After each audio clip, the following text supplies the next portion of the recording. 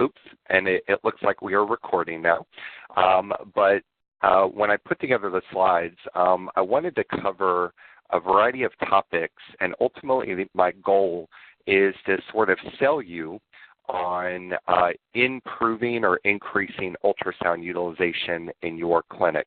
And just give me a second. It looks like I'm going to take over control here. Beautiful. And so I will admit this webinar is going to be focused on you, the practitioner, improving your skills and doing the ultrasounds yourself. We are going to touch a little bit at the end on things like telemedicine and mobile ultrasound and referral ultrasound because they are all important. But again, I'm a firm believer that anybody out there can perform ultrasound with appropriate training. So I hope that this talk will help empower you and motivate you to maybe consider expanding what you currently do. I know when I go to CEO, I always want to know who's talking to me. So to give you just a brief background on who I am a general practitioner who graduated from Mississippi State in '07. I went out to Atlanta for a few years and did primarily general medicine, but was doing emergency medicine on the side, and my thrill seeker nature got the best of me, and about halfway through my time so far, I switched over to full-time emergency medicine and joined a pretty big referral and emergency clinic up in the greater Philadelphia area. And I was fortunate there. That's where my ultrasound really took off because I was asked to help participate in the ultrasound service. And so I got to scan for a pretty busy practice. While I was up there, I was fortunate enough to earn board certification. So I'm a canine and feline specialist. And then my dream job came open a couple years ago, and I'm now back at Mississippi State. But one thing that I want to drive home is what's underlined. I am still a clinician. Mississippi State is fortunate enough to really value clinical track people like myself. So my contract is 80% time acting like a clinician and 20% time doing stuff like this. I can honestly say that I've had an ultrasound in my hand since I graduated, and my role using that ultrasound has evolved, and you're going to kind of see that throughout the presentation. And so my hope is that I will share with you some tips and tricks along the way for expanding what you offer at your clinic. So hopefully you guys don't need much convincing since you've logged into this webinar, but it's really neat when we look at ultrasound. It really is the wave of the future, no pun intended. And I love these quotes. I feel like they sum that up. To me, it truly is an extension of my physical exam now. And when you look at other modalities like blood work, back in the day we didn't have in-house blood work, and now it's hard to find a practice that doesn't have it or doesn't utilize a send-out lab. So I do feel it is quickly becoming standard of care. And although it may not quite be this way yet, I think in the next 10 to 20 years, clients are going to absolutely expect for us to offer some sort of ultrasound service. That doesn't mean complete diagnostic ultrasound, but it really, really is an incredible modality to help augment what we do as general practitioners on the clinic floor. So, more specifically what I'm talking about, it's multi-purpose. It's a modality that helps us evaluate multiple different parts of the animal's body and also ask multiple different clinical questions. We don't always have to do a full diagnostic scan. Sometimes I pick up that probe for 60 seconds and it served its role. And we're going to talk about that as the presentation evolves. What I also love about it is it perfectly complements other modalities. Can't tell you how many times I've looked at radiographs and gone, is that a mass or is that a stone? And in 2 to 5 minutes, if I have a decent ultrasound machine, I can answer that question without having to refer that pet out for an ultrasound. It's rapid. I can fire up that ultrasound and get an answer in just a couple minutes. It's safe to date. We still don't have any studies to demonstrate there's clinical harm. We do know it does warm tissues just slightly, but again, we haven't seen any clinical harm result from this. And then as we get into kind of some non-medical advantages, I really do feel once you get good at ultrasound, it does add some client and peer credibility. Clients, love to see that technology offered, even if they don't always utilize it. And if you do work up to being able to offer full diagnostic scans, you can start to gain some referrals along your peers, and they might be more inclined to use you as a general practitioner, or you might have more available than maybe sending them on to a referral center. That's obviously not to discourage referral centers, because I work for one and we have a valuable role, but I also recognize having been there in the role of a general practitioner and keeping that long-term care provider in the loop. Second to last, although it's not our primary motivation, we have to run a profitable business, and ultrasound, once we get over that initial investment, absolutely is profitable. And then as of yet, I have yet to see a person not want to pick up a probe. I can put my ultrasound in the middle of any treatment room, and somebody's going to walk over and pick it up within about 20 minutes.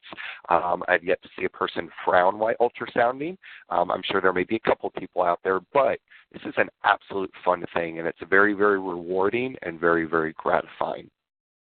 So with the setup, hopefully you guys are now all motivated if you weren't already. Let's transition into kind of the nuts and bolts. And I will admit, I'm going to throw a little bit of philosophy in here. But from all the teaching that I've done over the years and all the clinicians that I've worked for, I feel there is one central myth that kind of inhibits people rolling out a successful ultrasound plan. And I'm not certain why we fell into the trap of viewing ultrasound this way, but the myth is this: I should either scan at the level of a radiologist, or I shouldn't be ultrasounding at all. Or even if you do it kind of in secret. And this shouldn't be the case. If you think about all that we do as general practitioners, we define what's in our scope, or jack of all trades, and we do it to the level of our knowledge, and then we refer out what we're not capable of handling.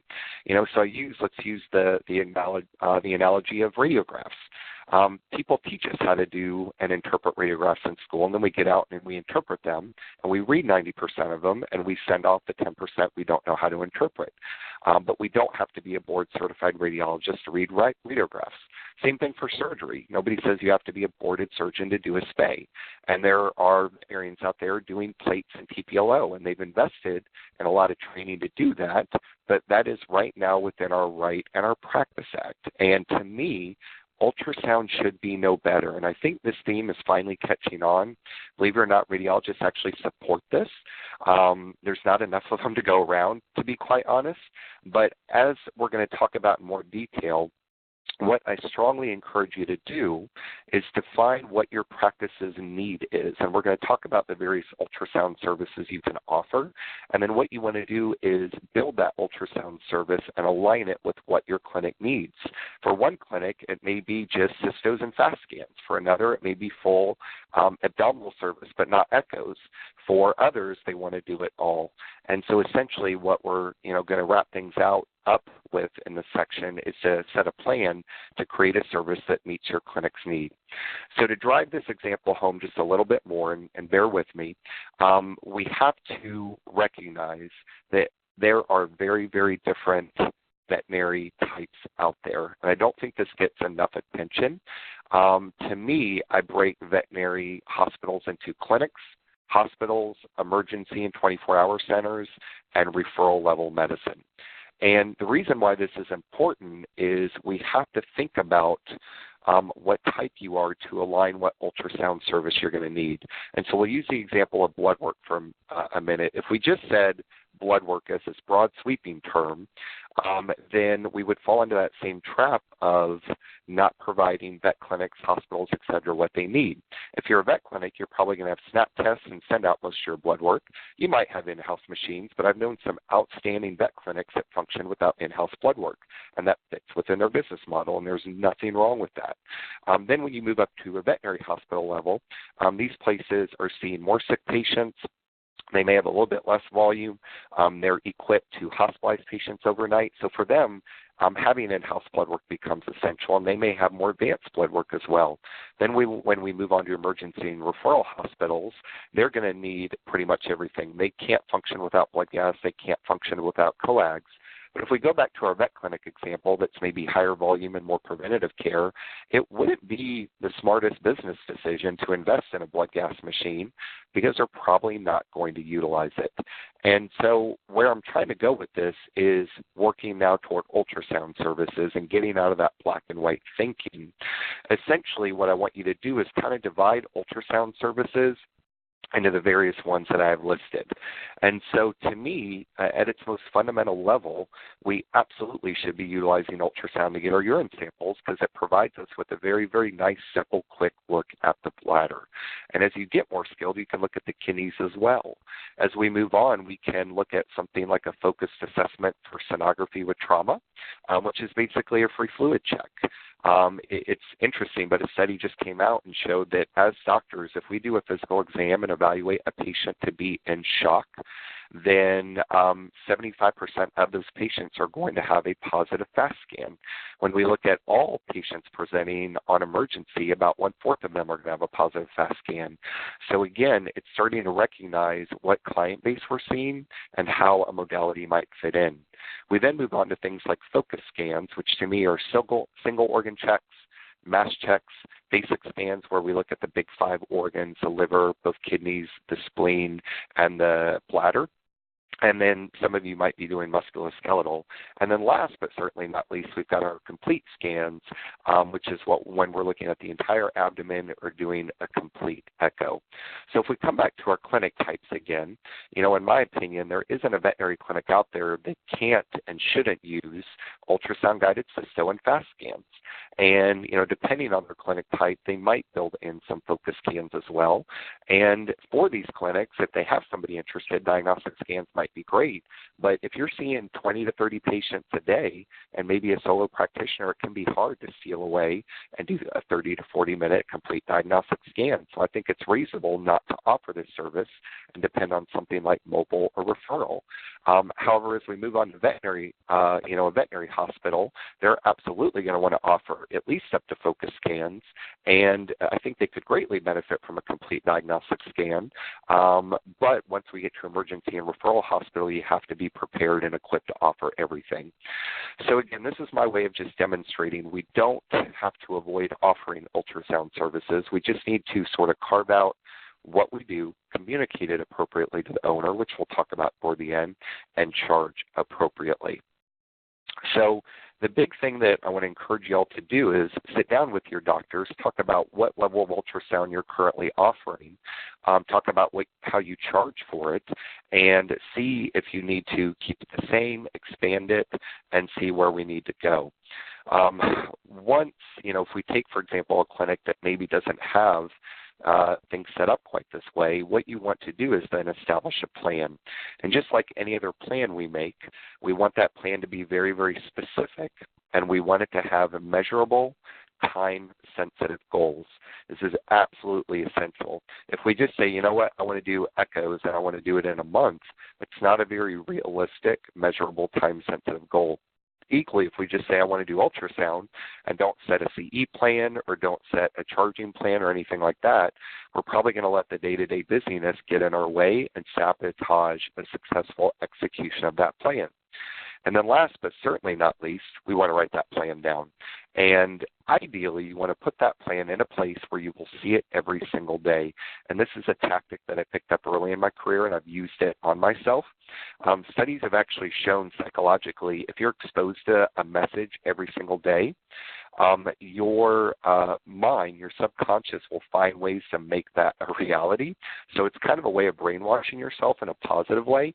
And if you're looking at that, it'll kind of be in your subconscious. And as your day unfolds, you'll find ways to make that goal a reality. So for an example plan, I'm going to take a hypothetical hospital that maybe has an older but still decent ultrasound, and they've got some people who want to invest in some training, but nobody's really been to good CE yet. And so basically for this type of hospital, what I would recommend is get all the doctors together, and they're all going to agree to start performing missed opportunity scans. And for me, the two big missed opportunity scans are ultrasound-guided cystos. Although a lot of us are greatly skilled and can do a blind cysto in about 30 seconds, if we have our ultrasound on the treatment floor on, during the course of the day. It doesn't take that much longer to throw a probe on it and pick up on things like stones and masses that we would have delayed and missed already. The other thing that we probably should do more often are fast scans. This doesn't mean we want to be doing fast scans on mild gastroenteritis or ear infections per se. But like I said, we've got good evidence that a lot of emergency patients that present are free fluid positive, and that fast scan result can definitely improve standard of care. These are two ultrasound modalities that I feel most people can do with minimal training. And then once we get comfortable doing these, it'll get you comfortable using your machine. You're going to go and take a basic course, and this is going to teach you the big 5 organs. When you get back, you can start offering focus scans and mass checks, work on that for about 6 months, and then go back and take an intermediate course. And the intermediate course is what's going to teach you things like the GI tract, the pancreas, lymph nodes usually, and this is what's going to allow you to start offering a full diagnostic scan. Now, there is going to be some practice required, and we'll get to this in a minute. And if you have an older machine, this is the point usually where we need to consider, do I need to invest in an ultrasound, or have I learned to utilize my old ultrasound a lot better? And after about 2 to 3 months of practicing after that intermediate course, you can start offering full scans. At some point, you want to go back to an advanced course to kind of finish off your skill set. But you can see when you look at it, this is a really, really reasonable plan. I recognize it takes a little bit of money to invest in the training. However, your ultrasound is going to be generating revenue for you along the way, and we'll look at a slide that looks at the revenue you can expect for it to generate. But in a year and a half, I think it is completely reasonable for any general practitioner out there to be offering full diagnostic scans with appropriate CE and appropriate practice. So now what I want to do is touch on a little bit an overview of training and equipment. And this is actually not designed to be a sales pitch, although I'm grateful for Sound for sponsoring. I'm not going to go through their entire product line now, but what I want to do is kind of make you aware of what to look for when you're considering training or equipment. The biggest thing to recommend or to recognize about training is not all ultrasound education is created equal. You want to pay very, very close attention to how the course is set up, the instructor number, the instructor quality, and I think most importantly, the time allocated to scanning. How much time are you in a lab scanning on a live animal with an instructor by your side? And so this brings up the types of training that are out there, and I kind of ordered them in what I would consider an order of quality. To me, the best thing you can pursue if you want to teach yourself ultrasound is structured immersion courses, and these are usually divided by body cavity as well as experience level. And to get up to a good skill level, it really does take a beginner, intermediate, and advanced course all focused on the abdomen. And each of these courses are going to be about 2 to 3 days. But the nice part is they're going to be about half scanning and half lecture, usually by a board-certified radiologist or a cardiologist if you're doing echo. The next best thing is to do kind of a short course, a 4 or 8 hour course that's offered at national conferences. These can be good, but again, they're very, very short, and sometimes they're not enough to cram everything in. These can be good to kind of get exposed to an area or get your feet wet or to act as a refresher. But again, if you're going to take your skill set to the next level, I strongly encourage you to look at those intermediate and advanced immersion courses. Finally, you can do second to last, you can do online webinars, and these can be good to brush up on skills, or if you already have a skill set, they can help add on additional skills, but I don't recommend them for just learning it from the get-go. And then finally, self-directed learning I do think has value. I learned a lot by, crazy as it sounds, cracking a textbook and reading when I see cases, but had I not taken some good structured training to begin with, I would have felt really, really lost. So this is a question that I get commonly, and this is by no means meant to be an exhaustive list or an endorsement. Although I do teach at the Academy of Veterinary Imaging, I'm not a Sound employee, And although I'm very proud of what we do down there, and selfishly I want you to come down and see us because I think we do incredible things, if you live up in New York, honestly, it's probably a better use of your travel budget to go to the Universal Imaging up there. And equally, if you're on the West Coast, Las Vegas now has a great place in the Oquenda Center. They're offering some outstanding training. Now, there are other places out there. Like I said, just make certain you investigate. But you wouldn't go wrong pursuing training at any of these facilities. So one important aspect of training is obviously practice. Unfortunately, you can't go to a course, come back and be an ultrasound ninja, as I tell my students. You've got to get in the trenches, and it's like anything. We weren't doing 10 to 15-minute stays right out of vet school. We had to do 100 or 200. And I use FastScan as an example. They've done actual studies to see how long it takes to acquire that single skill. And it's somewhere between about 50 and 400 scans. And like most things, the reason why it's so variable is it comes down to, I think, hand-eye coordination and previous experience. Now, one thing that I'd like to drive home is that that doesn't mean people with bad hand-eye coordination can't scan. Quite the opposite. I've heard actually boarded surgeons say, I can take anybody and make them a skilled surgeon. It just may take more repetitions. And the same is absolutely true for ultrasound. If you played a lot of sports or video games, you may pick it up really quickly, but if you didn't, don't get frustrated. Just recognize you may have a little bit bigger learning curve than somebody else. And so ideally, the thing that I think is best is to space apart your training to allow time for practice and skill acquisition, also to allow time for a little bit of reading. As it kind of demonstrated in our example a few slides ago, take your beginner course, practice for a couple months, then come back and take your intermediate. This is when I think you need to practice the most, and then come back and take an advanced course. And after that, I'm a huge fan of refresher courses. I know at the Academy of Veterinary Imaging, we've got a all-day scan lab where you just come in and scan 8 hours with instructors to kind of freshen up your skills. And it can be a great way to, just brush off or dust off cobwebs, or also just to learn new things that you may not have learned before. So there are a lot of ways to kind of help practice. I know as general practitioners we're incredibly busy, and anytime we are trying to learn a new skill set, it can be incredibly challenging to make time. Time is one of the most precious things we have. So these are just some tips I've learned over the way when I was a busy practitioner on the clinic floor trying to do things. And one of the most important things I'd say is make your machine readily usable. When I visit clinics that are trying to increase ultrasound, one of the common themes I see is the ultrasound is located back in this dark room or closet that they've converted into an ultrasound room. And it sounds ridiculous, but sometimes I feel clinicians are too busy to take the time to go back and use that machine. So if you can find a space in your central treatment where people come back to do, blood draws, etc., I think this can increase utilization for things like cystos, fast scans, etc. Now, if you need to have a better place to be able to put down a trough, I totally get that. But you want to make certain you have a machine that you can use. Again, while you're doing routine procedures like an ultrasound-guided cysto, use the extra time to practice scanning the bladder, the kidneys, and other organs. And I do think it's okay to talk to owners about this and get their permission ahead of time. When you are building your skill set, when you're in kind of that phase of you're doing single organ, use this time to practice full scans. And then as we move on, one area, a couple more areas that I found very, very useful is, again, I encourage you to get owner permission ahead of time, but utilize your elective surgeries. We do these spays and neuters. They're going to be under full anesthesia. Talk to owners ahead of time. Usually they're very understanding and willing to do something that's free.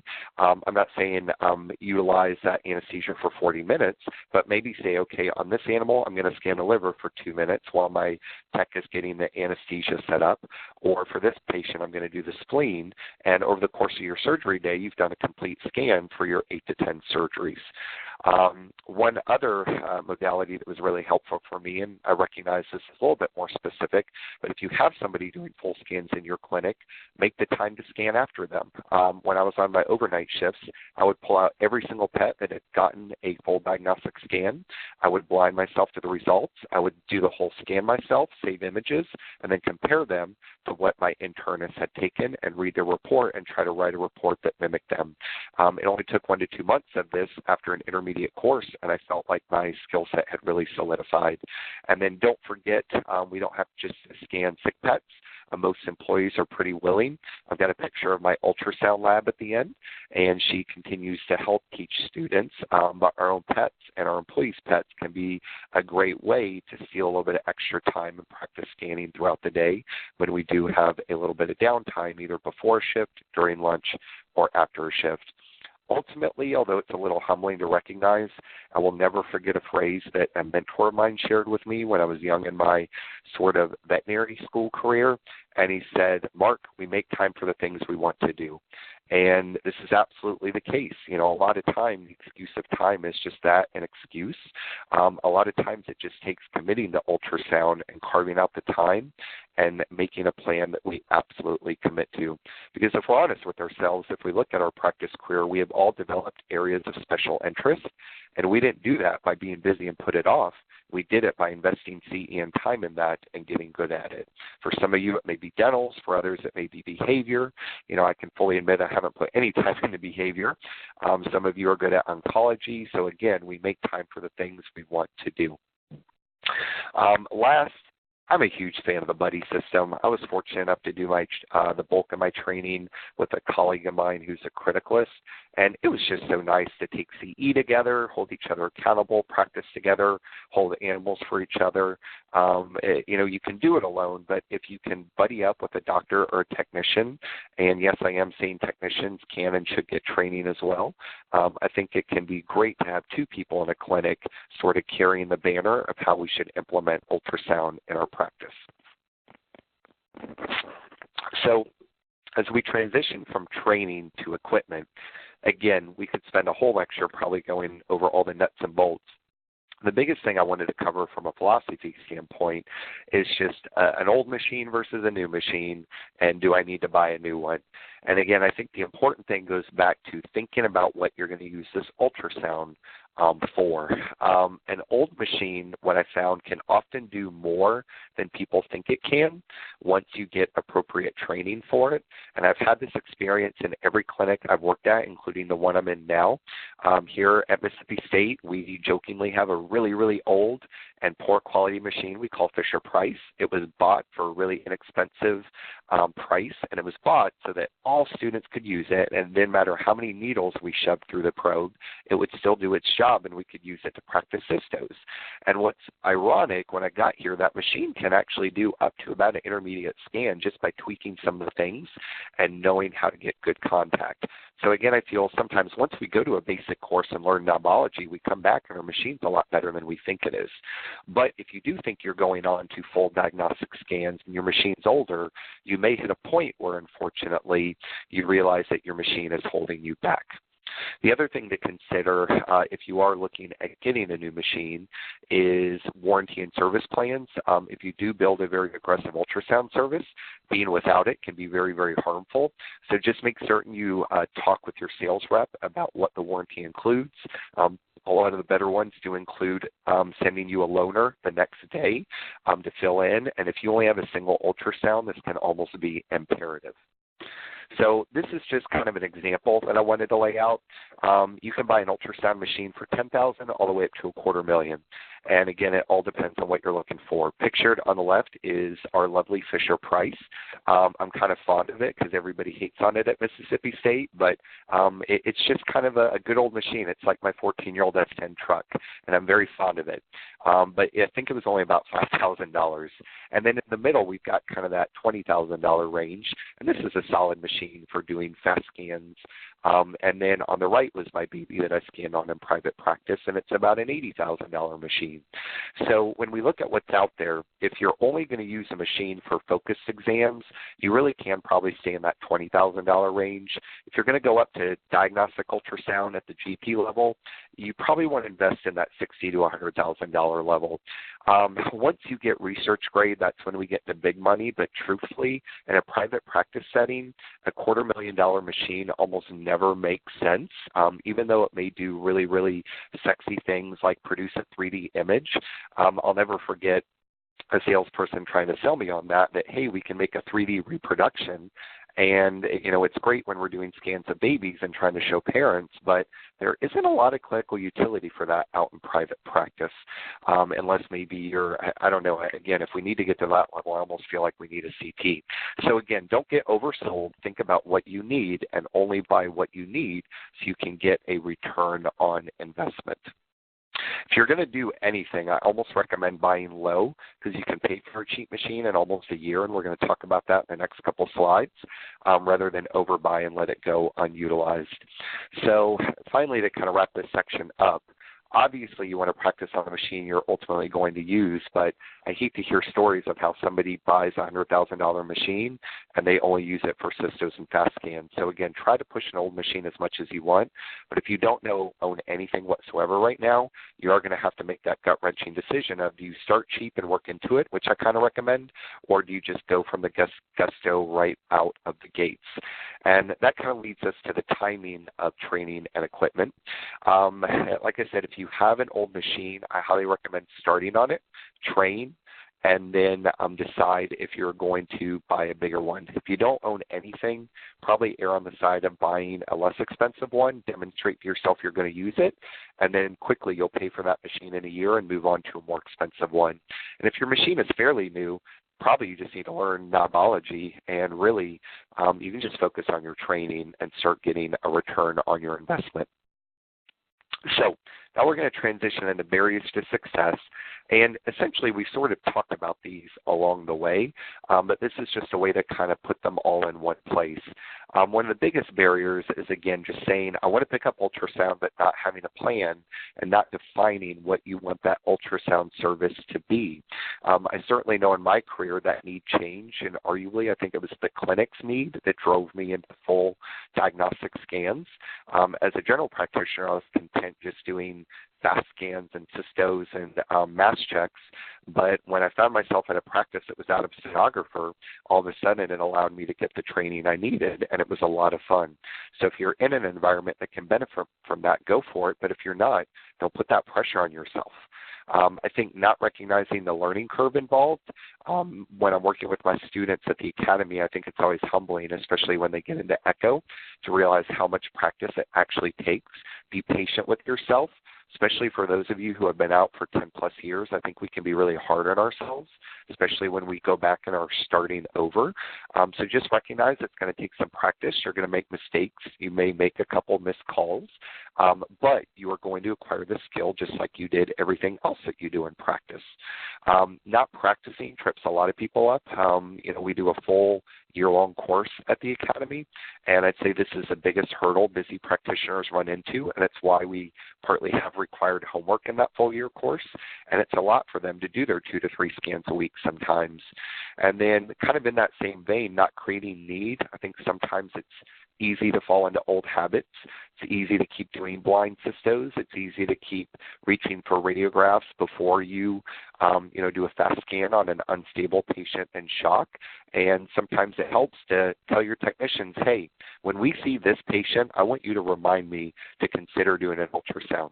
Doesn't mean I'll always do it, but remind me, hey, doc, would this be a good patient for an ultrasound? And sometimes I think it can help break our mental patterns. Although it's a minor thing, going at it alone can be tough. It may not be hard for an introvert, but I don't know. I think learning with a buddy is always more fun. I'm an introvert. I certainly enjoyed it. And then finally, working outside the capability of your machine.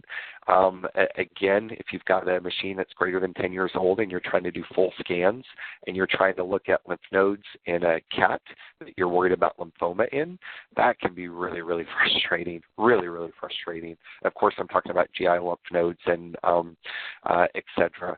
But, it may be we just need to develop a plan that builds up a revenue source that allows you to buy that ultrasound ultrasound you need to match your skill level. So this is probably the topic that I get the most questions about, and it was one that Mike was quite adamant about me putting in, and I kind of agree with it. So we're going to tackle this question right now. I'd say all of us probably feel that guilt. If we don't feel we have the skill to do something, our default is, well, we shouldn't charge the client for that. And on one hand, I agree with that. We should not falsify our services and charge for something we're not providing. If we give everything away, we're not going to move our practice or our service forward. So the short answer is, when should I start charging? Immediately. Bolded, capitalized, or exclamation points. However, and again, hopefully you're seeing this now, we should charge appropriately. And this brings us to an important slide. We shouldn't just charge one ultrasound price, right? Hopefully, one of the undercurrents of this entire presentation is, even though we're still talking about one machine, it does lots of different things within your practice. We don't just say blood work and charge $100 for all the types of blood work. If I do a glucose, it's $25. If I do a full chemistry panel, it may be like $150. So even though I'm using that same blood work machine, what I run on it is going to dictate the cost. And so in that same vein, if I do a simple ultrasound-guided cysto, I'm looking at national averages, and believe you me, this varies by region of the country. Some of you may even be outside this range. I'm not here to say you should be in this range, but based on my work in Mississippi, which I think is one extreme, and all the way up to New Jersey, these are the sort of variances that I see, but I know AHA produces good data as well. But ultrasound-guided cystos are usually in this range. Fast scans are in this range. Focus exams go up a little bit more, and then a complete scan is going to be anywhere between about $225 and $500. And basically what I'm trying to encourage you all to do is utilize a lower level charge to practice the upper level one as you are building your skill set.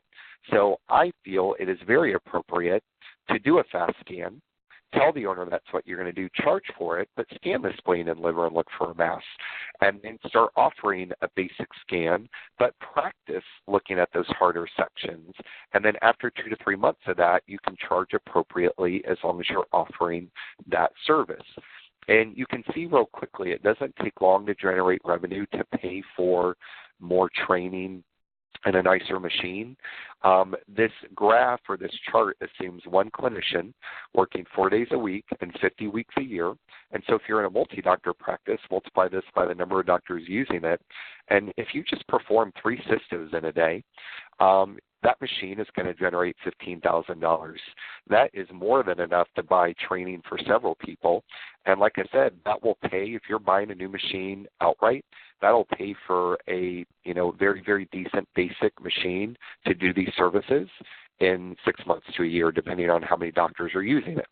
Then as we build that skill set, you can save up, and really quickly you can see how we can save up for that $60,000 machine as we start performing fast scans and focus scans. And then it won't take long if you work up to the skill level to perform a diagnostic scan. If you just do one a day or average one a day, you're going to generate $50,000 of extra revenue. That's going to pay for a really nice machine in 1 year. And when I was in practice, I was the only clinician scanning for a group of usually 4 to 5 doctors. So I was usually doing 3 to 6 scans a day. Although it was, taking away a couple appointments for me, I was generating revenue for this, and it was complementing what my other doctors could do. So it doesn't mean everybody in the practice has to scan. You can have that one or 2 point people, but this can be a very, very healthy revenue stream. And this doesn't even account for things like aspirates or going on to further diagnostics that result from being able to perform these ultrasound modalities. Now, one thing that is key is we need to communicate appropriately what we're offering. We can't just tell clients, I'm going to take Fluffy to the back and do an ultrasound. If you're only doing a fast scan, you need to communicate that, because if then you need to recommend it afterwards, it's going to be really, really challenging to justify why all of a sudden the price has been multiplied by 10. So I think it's very fair to say, Mr. and Mrs. Smith, I'm worried Harley has blood in his abdomen. I'm going to perform an emergency ultrasound, which will look for internal bleeding and obvious causes like a large mass. Based on these results, we will determine if a complete diagnostic ultrasound is still needed or if treatment can proceed. And this communicates appropriately to the client what they're paying for and if a full scan is going to be needed down the road. So other things that I think can help improve charging is to consider batch charges. Again, I've seen clinics completely do away with the cysto fee, and it's just an ultrasound-guided cysto, and you utilize it or you don't. I've seen emergency clinics start to build in a fast scan. They increase their emergency fee by 10 to 20 bucks, and they require the clinicians to do a fast scan because they believe it is that essential to practicing good medicine. I've seen some general practices make a combined abdominal radiograph ultrasound charge to try to encourage people to do that ultrasound if it's indicated and to make it a little bit cheaper for the client. In that same vein, I've seen referral hospitals do bicavitary exams. If you have a GI patient in and you discover a murmur on it and it may go to surgery for an Explore, they'll reduce the fee to do both scans. And then finally, I'm a huge fan of a recheck fee. It can help us learn. It can really help improve medicine. But especially if you find that tiny splenic nodule and you're on the fence, is this benign? Last where it suggested it was, but I'd love to recheck this in 2 to 4 weeks. You can have a reduced fee for a recheck fee and follow these cases out.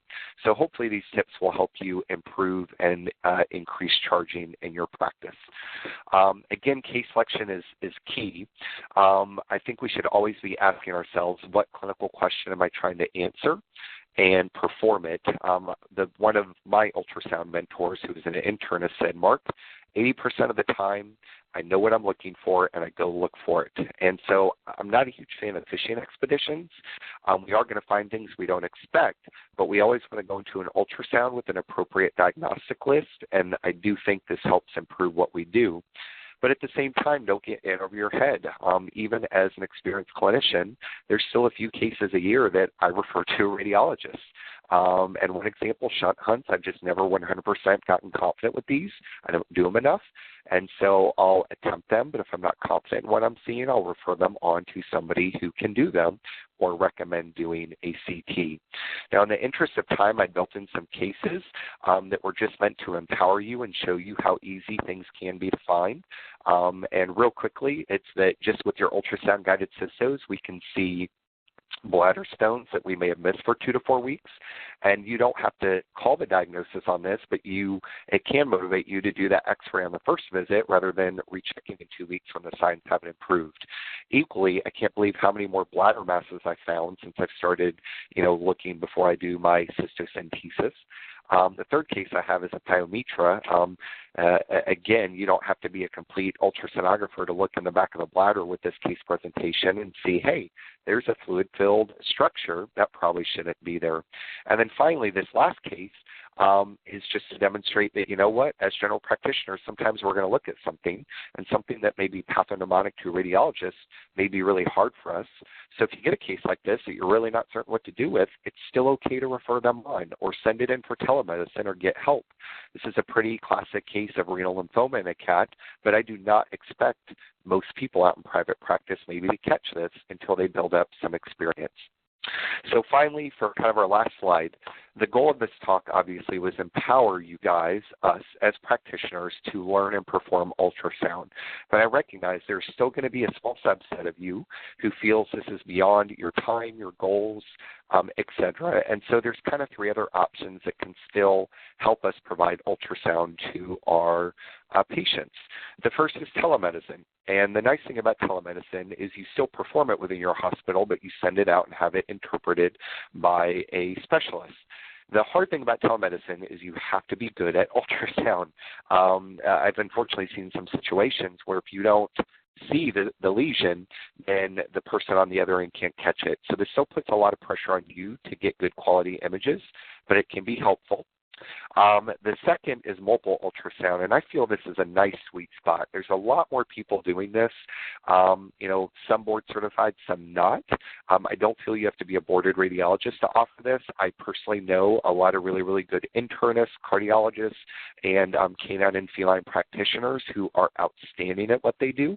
90% of the people out there doing this are outstanding. Again, you always just want to get some references. Not every single person doing this is great, but it's a great way to retain the people within your clinic. And most of the mobile ultrasonographers have it set up that they charge you a fee and you stack on a fee on top of it. And then you also retain a lot of the other diagnostics that get performed afterwards. So again, I'm not trying to dictate how it should be done. But the other thing that's kind of neat is a lot of these clinicians will provide you advice on the case. It's not always the case, but a lot of them will. And then finally, referral ultrasound absolutely still has a valuable service. There are still going to be cases that need to go to a referral hospital that need to be scanned by a radiologist, but hopefully by using everything we've talked about today, you will keep the ones that should stay within your hands, and ultimately what it's going to do is improve the long-term care of the patient, because as a general practitioner, you are their very, very best provider. So, in summary, go out there and learn how to do ultrasound. Now, in all seriousness, just think about what you want. Hopefully this will help you increase utilization. Practice, practice, practice, and again, charge appropriately, but immediately for the services you are going to offer. So at this point, I'll give a shout out to one of my buddies. This is my literally ultrasound lab. She's helped me learn. She's helped a lot of students and interns learn. She's also a blood donor. She's got 2 lives saved to her credit, and she is just my buddy. So at this point, I would love to entertain any questions. I know we've gone a little bit over, but you can also feel free to email me later as well. Thank you guys for your time and attention.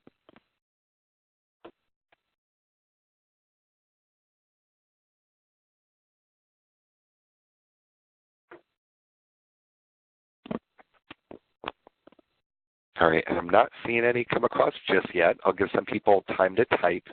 But Julia, is there anything else you needed to share with everybody?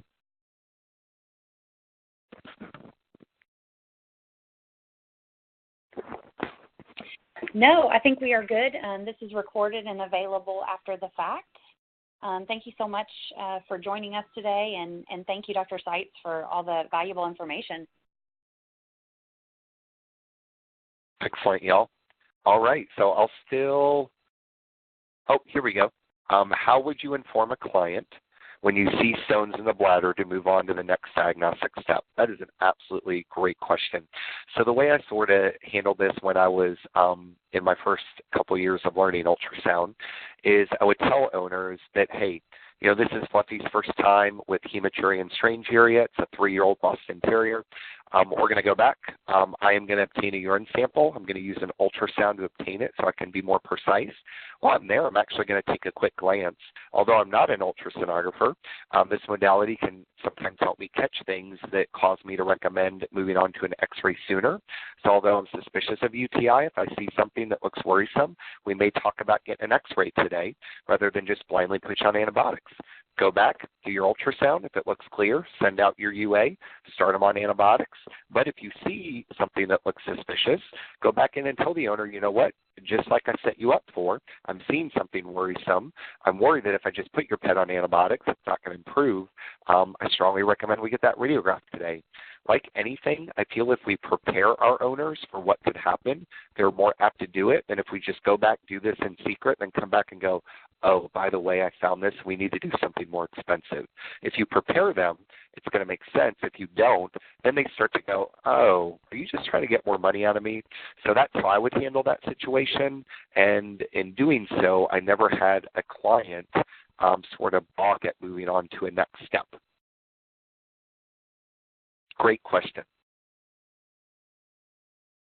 And that same approach can be applied to a lot of different things as well, especially when you're learning. Are there any other questions?